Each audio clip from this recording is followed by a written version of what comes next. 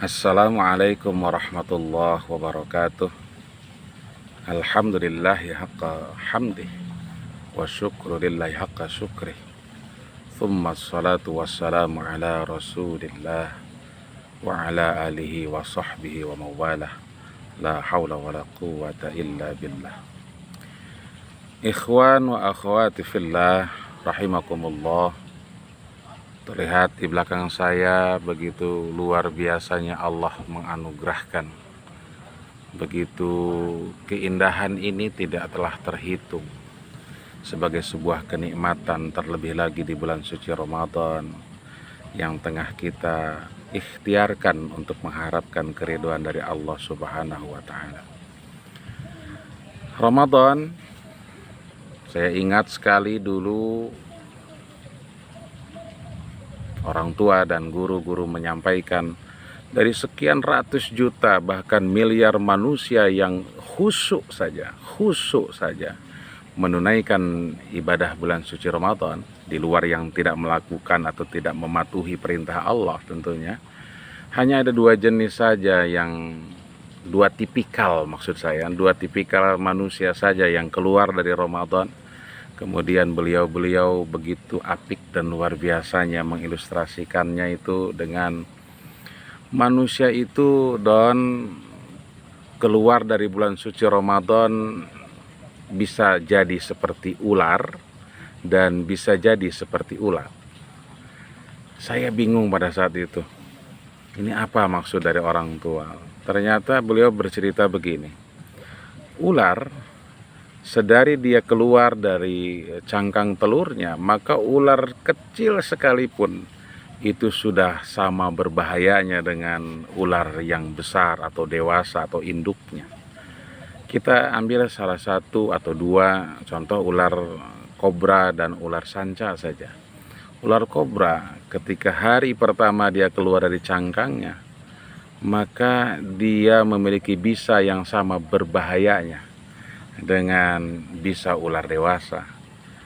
Tentunya kalau untuk ular sanca membutuhkan ukuran yang bertambah tiap hari dia bertambah, dan dia akan menjadi kuat dan kokoh, bahkan sekelas buaya yang ukurannya lebih besar saja bisa dikekangnya, bisa dililitnya dengan luar biasa.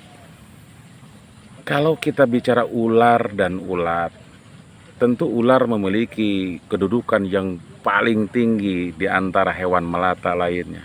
Bahkan ular itu kan menjadi sesuatu yang simbol keperkasaan pria. Itu konon katanya seperti itu. Tapi boleh dicoba juga nih oleh saya ya. Siapa tahu yang namanya membahagiakan istri kan juga dengan berbagai cara yang Allah halalkan. Kalau tidak halal ya tidak mau saya gitu ya. Tentunya kita juga tidak mau melakukan hal itu. Ular, saking orang ingin perkasanya, dia memakan empedunya, dia memakan atau meminum darahnya, dia memakan dagingnya, hanya ingin menunjukkan bahwa dia perkasa. Kemudian ular pun disimbolkan pada beberapa gambar, baik itu iklan atau apapun, sebagai sesuatu yang gagah, berwibawa. Tapi ada satu, ular pun ketika dia sudah mati atau dalam bentuk kulitnya saja, itu kan orang jadi merasa dirinya jumawa. Orang pakai sepatu kulit ular, orang pakai ikat pinggang kulit ular, orang pakai dompet kulit ular, semuanya akan merasa lebih daripada yang lain. Makanya saya nggak pernah mau beli kulit ular. Bukan nggak kebeli, walaupun benar nggak kebeli, tapi saya takut ujub dan takabur menghantui diri saya. Nah, dalam sisi Ramadan ini, ular diilustrasikan sebagai binatang yang hanya berganti kulitnya saja. Dia melepaskan kulit yang sudah tua dan usang. Dia terlahir kembali dengan kulit barunya yang muda.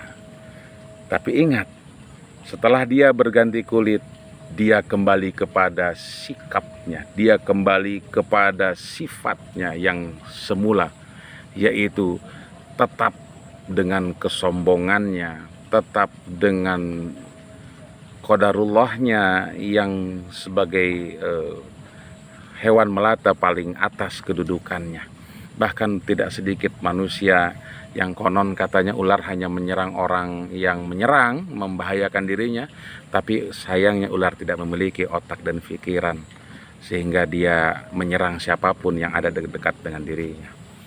Jadi manusia yang keluar tanpa menjadikan Ramadan sebagai pelajaran yang merubah dirinya bagaikan ular yang hanya berganti kulit saja. Ada lagi yang kedua sebagai sebagai ulat ya, mohon maaf ya, maklum lagi puasa, belum makan dan belum minum dari subuh ini. Jadi kalau salah-salah dikit nggak apa-apa ya teman. Jadi yang kedua adalah ulat yang jalannya satu langkah demi satu langkah, bahkan dia menjijikan bagi mama-mama besti dan cibi-cibi yang kalau lihat ulat langsung lari, teriak-teriak sana kemari, saking gelinya lihat ulat maksud saya. Tapi di samping dia dibenci orang, jijik orang melihatnya, tapi dia tetap sabar. Bahkan ada satu fase kehidupan yang membuat ulat itu bersiap-siap diri sebelum dia memasuki fase itu, dan dia tidak pernah memakan temannya sendiri. Beda dengan ular. Ular bahkan tega memakan ular sendiri. Tapi kalau ulat, dia hanya memakan makhluk Allah yang lain dalam bentuk daun. Jadi ulat pada fase kepompong dia berpuasa sama dengan manusia. Dia tidak makan dan tidak minum. Dan dia, kalau menurut pemahaman yang saya terima dari para guru dan orang tua, ulat sedang memikirkan, bertafakur di dalam kepompongnya. Tidak pernah dengar ulat iri kepada tetangga yang beli mobil baru, apalagi kalau mobilnya Rubicon. Kemudian ulat tidak pernah iri kepada tetangga yang memiliki menantu Crazy Rich dari mana, entah dari mana. Dan ulat tidak pernah iri kepada tetangganya atau temannya yang kemudian tadinya susah menjadi senang, dengan sejahtera, dengan Allah uji, dengan kedudukan, yang tapi tetap dengan istiqomah dengan keimanannya. Ulat tidak memiringkan bibirnya kemudian bergibah atas tetangganya ulat lain yang sedang dalam posisi kepompong juga. Jadi Ramadan melatih diri kita sebagaimana ulat berpuasa atas dirinya di dalam kepompong, bertafakur atas segala syukur nikmat kepada Allah SWT.